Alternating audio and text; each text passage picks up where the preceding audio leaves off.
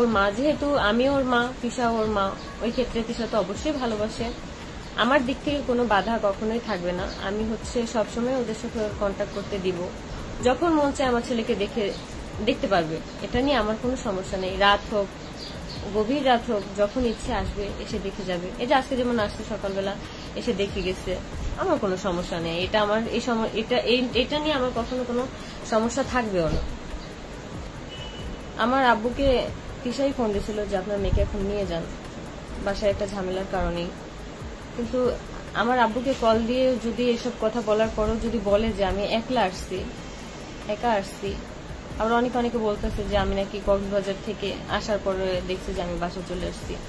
এগুলো আসলে মানুষ না জেনে কমেন্ট করতেছে, ভুল ভাবতেই পারে, স্বাভাবিক।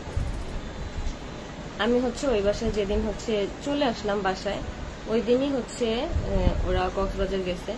তো ওই দিন আসার আগে আমার আব্বু আমাকে কল দেওয়া হয়েছে, আমার আব্বুকে আমার আব্বুকে ফোন দিয়ে বলা হয়েছে যে আমাকে যেন নিয়ে যায় বাসা থেকে। তো ওই সুবাদে আমার আব্বু আমার আম্মুকে পাঠাচ্ছে। আমার আব্বু একটু অসুস্থ ছিল। তো এটা কিন্তু বাসার সবাই জানতো। যখন আমার আব্বুকে কল দেওয়া হয়েছে, বাসার সবার সামনেই কল দেওয়া হয়েছে যে আপনার মেয়েকে এসে আপনি নিয়ে যান।